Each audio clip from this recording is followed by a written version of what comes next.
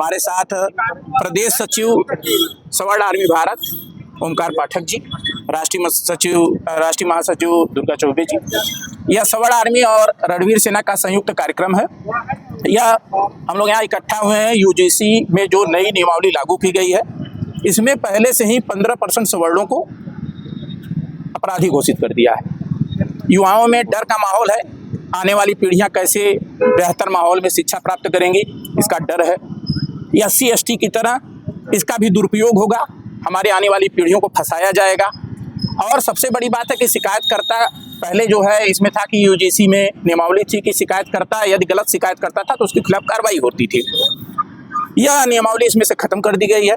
शिकायतकर्ता अगर गलत शिकायत करता है फिर भी जो उसके खिलाफ कोई कार्रवाई नहीं होगी, इस पर हमको आपत्ति है। दूसरी बात, ज़्यादातर SC ST के मामले दलितों के खिलाफ, OBC वर्ग की कुछ जातियां ऐसी हैं, मैं सारी OBC वर्ग की जातियों का विरोध नहीं करता हूं, लेकिन जो है उनका शोषण सबसे ज़्यादा करती हैं, उनको भी इसमें शामिल कर दिया गया है। अब केवल सवर्ण का युवा एक बचा है जो अपराधी है। मैं सोचता हूं कि 21वीं सदी में आज़ादी के 78 साल बाद भारत में जातिगत आधार पर कानूनों का निर्माण बंद हो, जातिगत भेदभाव बंद हो। हमारे पूर्वजों ने क्या गलती की क्या नहीं की ये तो हमको नहीं मालूम, लेकिन तीसरी पीढ़ी की सजा आज आने वाले पीढ़ियों को दी जा रही है, यह गलत है, इसका भी विरोध हो। दूसरी बात कि अगर आपको कानून बनाना है तो भारत में इस स्तर पे कानून बने कि किसी भी जाति के साथ कोई भी नस्ली भेदभाव होता है तो उसके खिलाफ कार्रवाई हो, न कि विशेष वर्ग को बाहर किया जाए। क्योंकि आए दिन यूनिवर्सिटियों में ब्राह्मण को टारगेट किया जा रहा है, क्षत्रियों को टारगेट किया जा रहा है, बेच्चू में ब्राह्मण बनिया देश छोड़ो के नारे लग रहे हैं, तिलक तराजू और तलवार इनको मारो जूते चार के नारे लग रहे हैं। क्या यह नस्ली टिप्पणी नहीं है? हमारा अपराध क्या है? हमारा अपराध सिर्फ इतना है कि हमारी संख्या 15% है। क्या 15% वालों को इस देश में जीने का अधिकार नहीं है? मैं इस देश से पूछना चाहता हूं कि प्रधानमंत्री जी, आप हम सबके मुखिया हैं, आप पूरे सवर्णों के, भारत की 140 करोड़ जनता के मुखिया हैं। आप ऐसा कानून क्यों लेके आए हैं कि सिर्फ 15% वाला शोषण करता नजर आ रहा है आपकी नज़र में? इस बिल को वापस लें और सभी जातियों को इसमें शामिल करें। भारत में किसी भी जाति के साथ यदि नस्ली और जातीय भेदभाव होता है तो उसके ऊपर कार्रवाई हो, एक ऐसा नियम बने।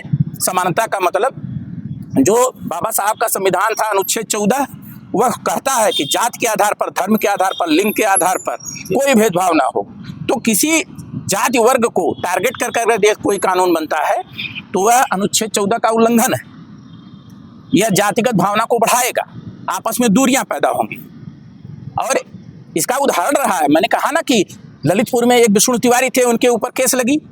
केस लगने के बाद क्या हुआ? 20 साल बेचारा मुकदमा लड़ा, माँ बाप की तरह खुद में नहीं पहुंच पाया, अंतिम संस्कार में नहीं पहुंच चुका, खेत बिक गए।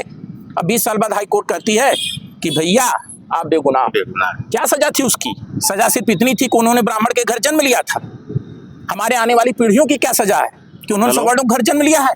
क्या यही इस देश का न्याय है? क्या यही जातिगत आप मिटाएंगे या जातिवाद खत्म करेंगे? जातिवाद तब खत्म होगा जब कानून जात के आधार पर नहीं बल्कि भारत में व्यक्ति के आधार पर बने। भारत के प्रत्येक व्यक्ति को यदि कानून सुरक्षा प्रदान करे।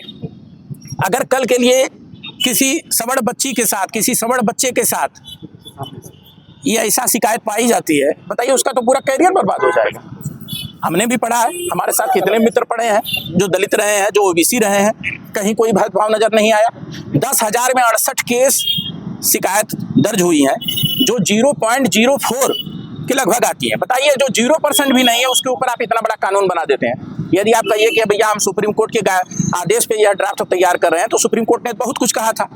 सुप्रीम कोर्ट ने तो SC ST के खिलाफ भी कहा था, आपने कानून में संशोधन कर दिया। तो आज अब कानून का, सुप्रीम कोर्ट की इतनी नियमावली का पालन करने वाले कौन होते हैं?